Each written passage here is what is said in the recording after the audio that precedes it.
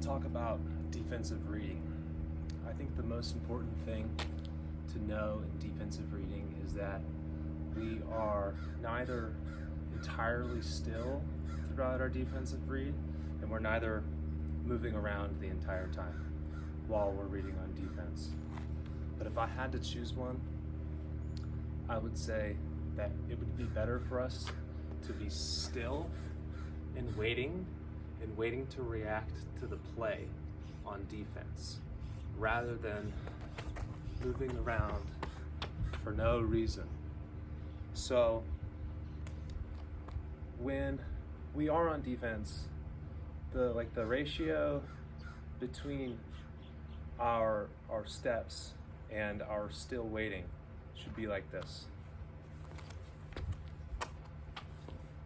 Step 1, 2, step 1, 2, step 1, 2, action. So remember that. Step 1, 2, and step 1, 2, and step 1, 2, and action. I think what a lot of people are doing wrong is that they're just skipping to the action when we need to wait and we need to watch the play. And when we are bursting into action, we're bursting off to action off of the foot that we're planting. So we're putting down a read step. We're reacting.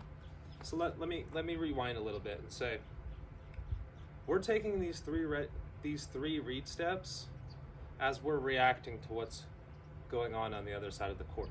So every time a contact is made, we're going to make a little adjustment.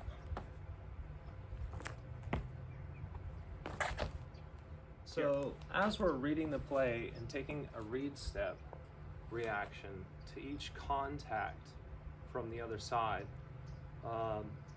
we need to be aware of how we are going to burst into action once the time comes.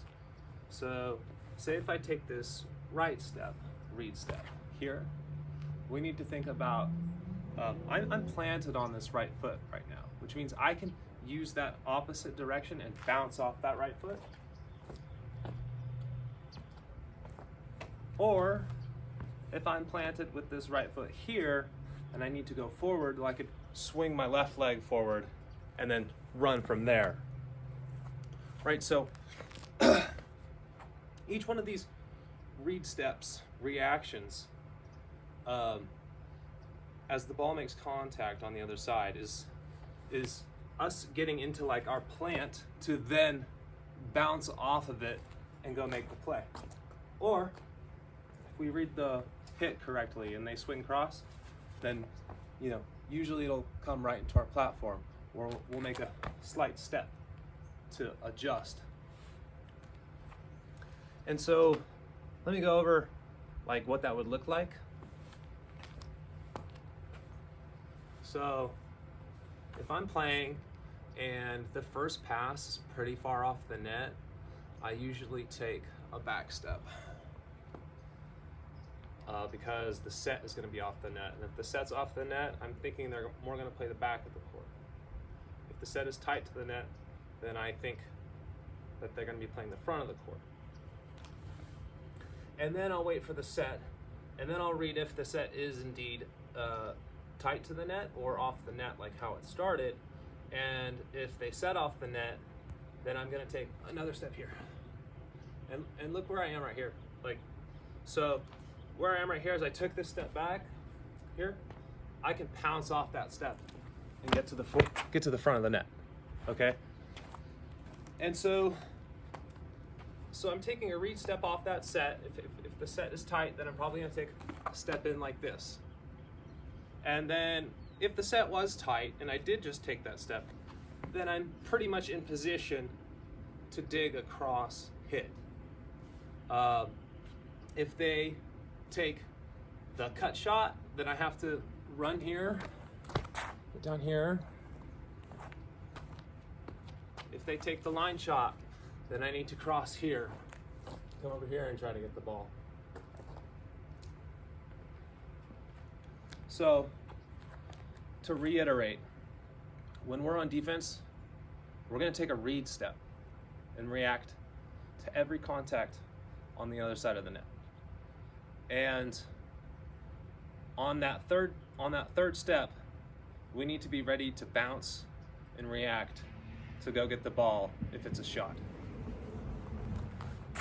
So on defense, we are still and waiting with read steps in between.